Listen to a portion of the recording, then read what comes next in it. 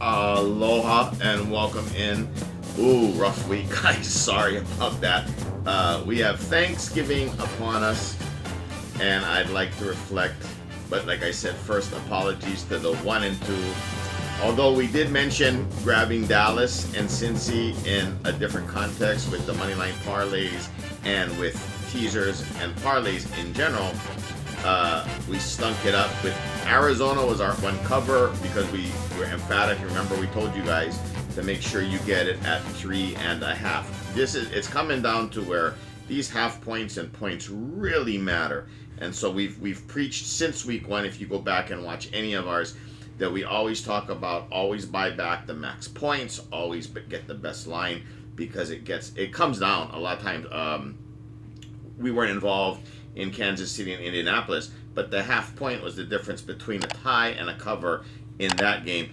And anyway, we'll review everything that we went through this week. But again, in the teasers, the teaser could have saved you with the Seattle pick because again, going 1 and 2 with Seattle and Vegas both losing or not covering and losing, and Arizona needing to be at 3.5 for our first real losing week. And again, thanks in large part to us relying on the worst team in the NFL we now know as the Las Vegas Raiders. More than that, I wanted to ask really quick, where's all the conspiracy theorists about Shedeur and the NFL and Cleveland wanting him to fail?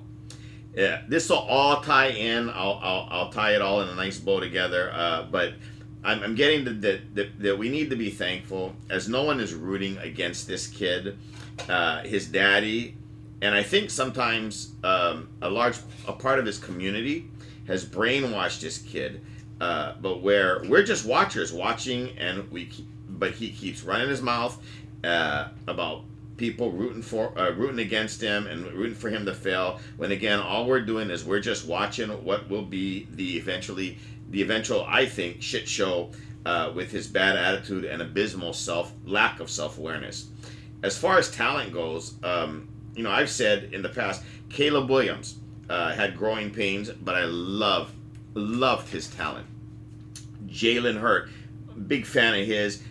He is the prime example of humility and humble mixed with an actual starting QB and QB talent, and who is an actual QB1 in this league.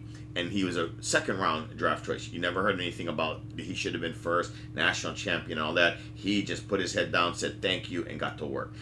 We've got Josh Allen and Sam Darnold with a lot of years of growing pains. But Sanders is all mouth and a little bit of college talent mixed in. This week he'll be up against a team this past week he went up against a team that a lot of colleges and college talent could have beat. He was beat. He beat the dumpster fire of a team in the Raiders, but he was 11 of 20, in which he had one TD, but that touchdown was a 2-yard dump off that went to an exquisite talent in a running back who took it to the house for over 60 yards, and another very ugly interception right to a defender. And then he also had a -1 rushing yards. Ultimately, the truth will prevail. And we, as your forecasters, did not account for this defense enough. We knew they were good. We talked about how good Cleveland's defense is. What we didn't account for was how much the defense would really get behind this Myles Garrett thing and his push for not just breaking the season sack record, but annihilating it, where we think he's going to get maybe 26 or 27 sacks. But anyway, this is why we love the NFL so much, because there's no hiding and no lying. You can fake it for a game or two, like Minnesota did this year with J.J. McCarthy, at their quarterback. But ultimately, we will see, starting this week, with an all-gut, all-heart, well-coached team in San Fran. And anyway, our belief is that they're now kind of in the corner where they're gonna be stuck with this kid and have to start because of the noise he's made, because of the team's attitude, because of the fan base. And the defense is good enough to keep them in the game. But again, the film, the actions will all prove out. Because even this past week, I don't think any scout or any NFL talent, any management, any coach would look at that film by just his play alone and go, "Oh my God, I need to get him. He's the future of our franchise and a starter." You know, again, if he would learn to humble himself a little, learn a little humility, walk quietly and carry a big stick kind of a thing, it would serve him well. But you know, guys like him, and you know, like back in Miami, the Dolphins, like the kid Tyreek Hill, a lot of talent, but a big mouth and a chip on his shoulder to boot. So anyway, that's just our take on it. Again, the brutal week 1 and 2. So let's start this week, our wrap up, with our Thanksgiving saying that we can always find something to be thankful for, no matter what our burdens may be. And along those lines, we all always want to think about something that we're thankful for. And so I want to tell you guys that I am thankful for. I was stuck in a partnership with a guy that was really a scumbag. As I'm making him money on a platform streaming, he was attempting to felony steal Pokemon kids cards from my kid. And so I'm thankful that I was able to get out of that unscathed. And not get too much of his crud on me on my way out. And I'll be even more thankful that when as I filed the police report, it's headed at the end of this year to a grand jury. And if it comes back a true bill, he will be exposed for the person he truly is and probably lose his job due to security issues. But my point is that, like I always say at the beginning of every one of our videos, be good to yourself and be kind to each other. It's not that hard. Stop lying, stop cheating, be honest, and your life will become much better.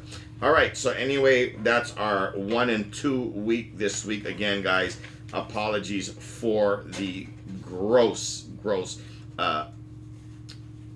We did not look hard enough at the fact that Cleveland's defense is just that good, and that the Raiders as a team has truly just given up.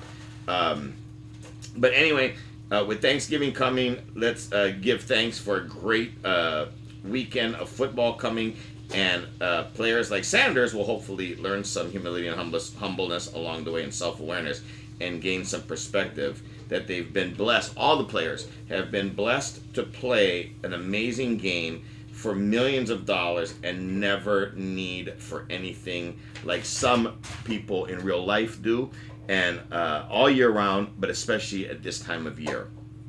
All right, so our look ahead for Thanksgiving is as follows. Guys, be careful this week because there's a lot of contradicting outlooks on the week. Well, hang on, before we go to that, let's just wrap up the 1 and 2. Again, we're not here to make excuses, but anyone watching the football game, I did want to touch on a couple of things. So when we had Arizona, if you guys go, we have the NFL Network thing where you can go back and watch the games, and we do go back and watch a lot of the games over again and really like break down the film and take a look at it. Arizona won that game in every way, shape, or form except the final score. Lawrence was horrendous, and with the turnovers, and Arizona led in that game. And if you watch that game, it literally was bad luck and bad bounces of the ball that got us to the L. But again, we covered at the 3.5. But they should have won outright, is our point. On the second game, the Las Vegas Raiders, again, they are just that horrible, and they've quit on each other, and we underestimated how bad the Raiders really are. They probably will end up worse than the Jets this year, and so we really did. We thought, Pete being the coach, Gino being there, this was their get right moment. This was their moment to kind of get a win for some momentum and for the team as a whole in the locker room, for the Max Crosbys who never quit on the team, that kind of stuff. And it was just bad. It was bad to worse. So that was the second game. The third game, again, fluky as fluky gets. Seattle dominated in the game, opened up right away at the halftime. I think it was 16-3. So maybe settling for a couple of field goals where they could have scored touchdowns. That would have been nice. But at 16-3, it was done. There was no, Tennessee couldn't move the ball, and it got to 30-10, and kind of exactly where we thought it would be. And Seattle finally got held to a stop where they had the punt, and at that point of domination, Tennessee got a lucky, and we got unlucky, a 90-yard punt return that then opened the door to the rest, and where that last minute, because in the whole fourth quarter, Seattle just played basically cover two, and Cam just kept running for first downs, and I think that Seattle's playing at that point of the game, playing to get out of there healthy and unscathed. They know they're going to win the game. Giving up a last minute touchdown, what the hell does it matter whether it's 17 or 24? But to everybody on our end, it matters, but to the players, it doesn't, and I get that point from them. So again, we just wanted to wrap that up with, again, no excuses. These are the things we need to take into account, and we didn't. But we've given going into Thanksgiving our first real losing weekend of the year, and we couldn't be more sorry about that. All right, enough crying into our spilt milk. Let's get on with the look ahead this week. So this week's kind of weird because we're here for the wrap up, but I'm going to go ahead and give you guys kind of a play on Thanksgiving, and we have our first of whether it be 3 or 5. We have our first pick, which is the Black Friday pick. We love that game after doing some research through Monday and Tuesday. But let's start with the Thanksgiving lineup. So you have Green Bay on the road at the Lions. Lions are minus 2.5, 49.5 the over under. Then we have KC minus 3 or 3.5. There's a lot of lines at both, depending on which way you like. And the over under has grown from a look ahead of 49 or 50 to now it's 52.5. So know that that's an interesting early totals move. Makes sense with Dallas having to win and KC having to win. Probably going to be kind of a shootout with Dallas not having that much of a good defense, although their defense has gotten better over the last 3 weeks. And KC, I think, finding their defense. I'm honestly, personally, I'm leaning towards the under in that game, but I would just not bet it. But if I had to, I kind of like the under at 52.5. It's just so high.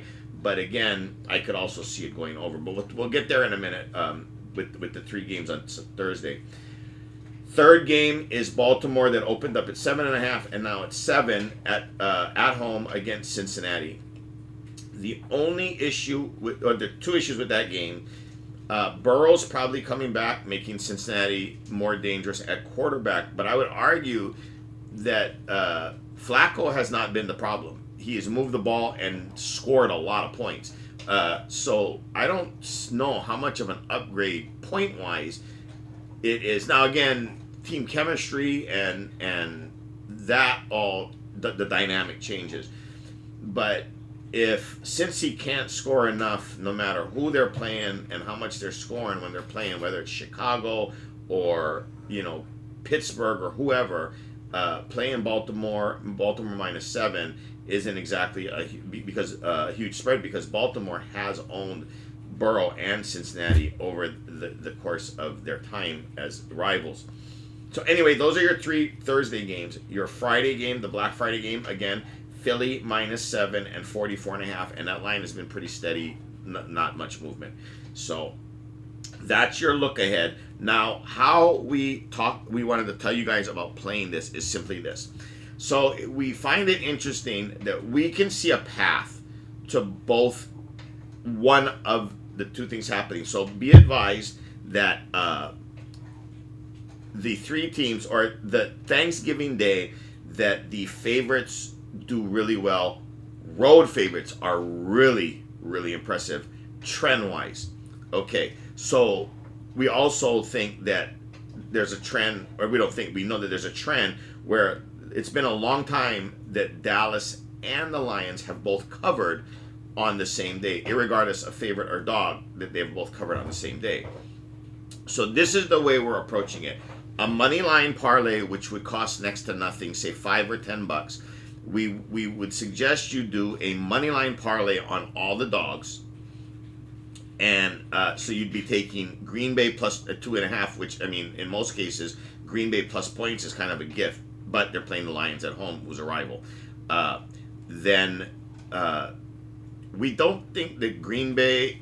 We think that Green Bay, there's some kind of an issue there. We don't know what it is, but we do know that there's something going on with Green Bay. They're not quite hitting all cylinders. Could be because the Kraft, the tight end, got hurt. It kind of seemed to change a little bit since then. They also have an injury issue with their running back. So there's a couple of things there, but we're looking more at Love not lighting it up, one, and two, the coach being really conservative and really weird in his play calling over the last 5 or 6 weeks. So there's that perspective. And then on top of that, Detroit just has not looked like the Detroit of last year and the year before. You know, ever since they lost their offensive coordinator to Chicago, they've just been kind of in a lull. They've had really high highs and really low lows last week, barely beating the Giants, almost losing to the Giants. And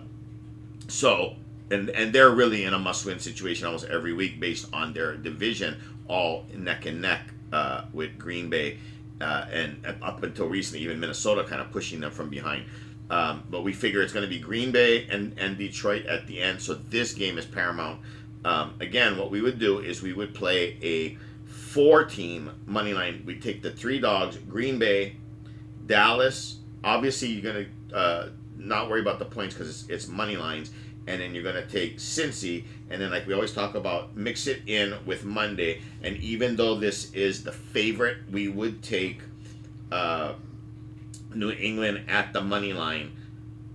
Or if you like Sunday night, if you can get to your phone or your kiosk on Sunday night, you know, you could mix in Denver at the money line, just having to win outright, because it's still, even though either one are the favorite, it does still push your payout up because you have a 4-teamer and 3 of them being outright dogs. So that would be for small amount for fun. We don't expect it to really hit, but it's almost like insurance in this case. Excuse me, for the Thanksgiving. Now, the actual look ahead for the Thursday games, we actually like that. I would tease it where we would take in the first game, we think that Green Bay plus, so you'd be plus 7.5 or more depending on your teaser, but the minimum we're talking about is 7.5. So that would be Green Bay plus 10. We would take, honestly, we think that it could go either way, but and you always like a lot more points, and KC hasn't beaten anybody really bad yet, like in other words, running up the score, but except for Vegas a few weeks ago. But KC, think about what the most likely of outcomes are, and if KC loses this game, it's going to be a field goal at the end. It's going to be a tight one. So with the 7.5, you would basically be KC plus 4. And if it ties in most places, you go from a 4-team parlay to a 3-team parlay or teaser. So a tie doesn't hurt you; it protects you. It just takes the payout down a little bit. So we would lean towards KC because we could see KC beating Dallas by double digits. We can't really envision Dallas beating KC by double digits. So again, as much as we don't like it or whatever, I think we could go both ways. I think you could take Dallas plus the 11 or 11.5 or 10.5, depending on your line, with 3.5 or 3. 10.5 would be the lowest with Dallas with the 7.5 teaser plus the 3 more. Or you could take KC plus 4 points. And we think either way you'd be okay. But if you had them, if I'm doing it, I'm taking KC because I don't envision Dallas beating them by double digits. The third leg of this teaser that we would do is Baltimore at plus a half a point. Reason being is that, again, like the KC Dallas game, there is a scenario, I guess, Cincinnati could beat them, but Baltimore being Baltimore having to win, the odds makers literally having them as the favorites now to win that division. The only way they win that division and stay ahead of Pittsburgh is to win every game. Not necessarily cover, but win the game. And that's where we like Baltimore as the third leg of the 7.5 point teaser, where you would then be Baltimore plus a half a point. So a tie or an outright win gets you that payday. If you wanted to get clever and add a fourth team to the teaser for a higher payout, because it does go against you when you tease teams, especially favorites, what we would do, and again, so Green Bay, you would have the dog, but Dallas and KC, we're taking KC at the favorite and Baltimore at the favorite. A fourth team, no brainer, is New England on Monday night, making your Monday night interesting, but taking the 7.5, so you would be plus a half a point against the Giants, because we could see New England not covering this game, and but needing to stay ahead for the 1 seed. Vrabel, we think, is the kind of coach that will find a way to win. Here's the caveat to this game, though, is you might think about taking 15 points and New York Giants if you think New England can cover by the 7. Here's what I think is I'm going to take New England plus the half a point, knowing that if I get to that leg of the teaser or parlay, whatever I stand to make, I'm betting at least my investment the other way for try to middling it, because I would rather have New England plus a half a point going into the game and then take the Giants at 7.5, because the one thing that we thought about is, even in their best years, who was the New England killer in their 2 Super Bowls, and just so basically the kind of their jinx team, or their team that they can't get past, or always kind of messes them up along the way, and it's just historically been the Giants. For whatever reason, different coaching, different era, different players, Brady's gone, all that, but history sometimes seems to find a way to repeating itself, and so that gives us a little bit of a pause, not too much, just a little bit, but again, it would be to trying to, so you can't lose going into that leg. So again, we kind of be playing it both ways. The money line is a real small $10 bet, because it would be such a nice payout with Green Bay, Dallas, Cincy, and then Monday night New England money line. And if that were to survive, but then you also had the teaser surviving, then you could just sit back and let the whole thing come to you. But again, we like teasing Green Bay, KC, Baltimore, and then New England on Monday night, because then you're going to flip it and take the Giants at 7.5. That is our Thursday small. Again, this isn't an official pick. This is just food for thought on how to approach Thursday to make it a little bit fun, not risk too much, and yet somehow maybe come out with a decent fun payday and something to root for on Thursday. We know that Dallas has momentum, but KC is wounded, and the corner animal. Burrow's coming back, and it makes them dangerous against Baltimore. It looks like Lamar is not 100%. So again, the smart play for us is the money line and the favorites on the parlays and teasers too. Our first big play of the weekend is that we have is on the Philadelphia Eagles -7, and here it is in a nutshell. All the research that we followed, it takes hours to listen to all the breakdowns, all of the experts that are really good or have been good this year think that Philly is legit, a much better team than Chicago at every position, and I guess in their status or their tier. Uh, Chicago has been the exciting kids to root for and everything, the cardiac kids. But here's their record against everyone they've played. Their opponent's record are 40 wins, 77 losses, and 1 tie.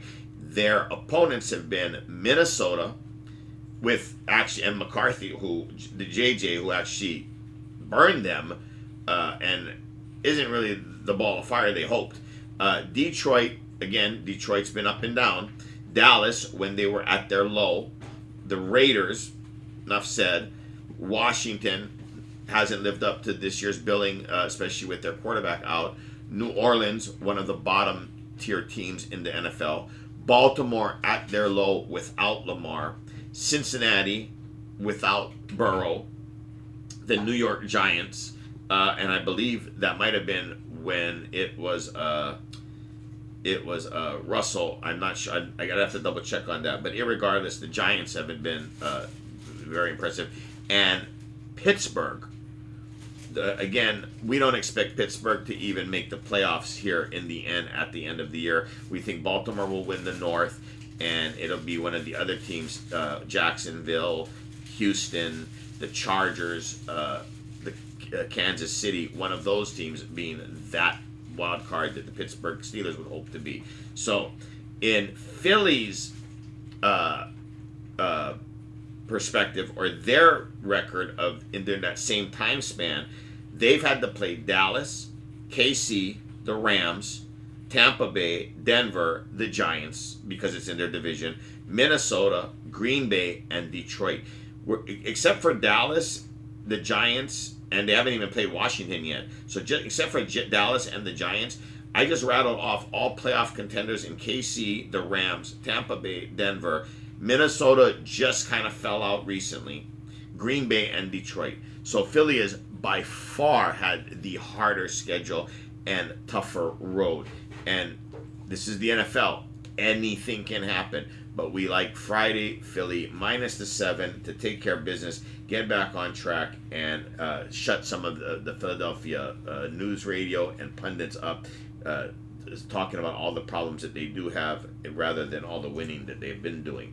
So Philly, we like that on Black Friday at minus 7. We think that it's probably at least a 14-point game. We're hoping probably around 17, with Chicago trying to tag on a late one in the end there. And whether they're successful or not, it won't matter. We can always find something to be thankful for, as we said at the beginning, for no matter what our burdens may be. And in that spirit, we wanted to give you guys a freebie as well going into the weekend. And we are counting this, obviously, as one of our picks. But we wanted to give you a rare... We don't do college, but we wanted to give you a rare college pick in Ohio State minus the 10 against... And remember, guys, with 10 or 10.5, remember, always buy back. We would buy back the max, but at least a full point. If it's 10.5, a full point to make it where 10 is not just a tie, but a cover. So we would pay the little bit extra, or lay the little bit extra, like a minus 140, and lay 9.5 rather than 10 or 10.5, because it may come down to it. But we think that it's going to be but we think that Ohio State's going to be pissed off, and even though their wide receivers are hurt, they have more depth than you know. So we'll almost be as excited to see the unknowns coming off the bench taking up the spot of the two starting wide receivers, because we think it could be maybe even more that they would run it up. If you look at the last 5 meetings in Michigan, yes, Michigan won the last two, 30-24 and 42-27. But mind you, that was under Harbaugh and right during their national championship run. But prior to that, and recently, in the last 5 meetings, those two were the most recent. But before that, when Ohio State is Ohio State, they beat Michigan 56-27. 31-20 would have been the closest and still covered the 10.5, and 42-13. Those are the kind of scores we're looking at possibly becoming. We think that the quarterback wants to show the world what he's made of, and there's still a chance maybe to make a mark for the Heisman push. We think that no matter who the wide receivers are that come out for Ohio State, it's going to be a light show. And we think that the defense is just better. They're a better coach team by day. And Michigan is just, look at they've lost a couple of games this year that if they were in the same tier, they wouldn't have lost those games. 1, 2, we know that this is a century-old rivalry, and a lot of the records and a lot of the stuff goes out the window when these two teams play. But along those lines, talent is going to rise and average is going to fall.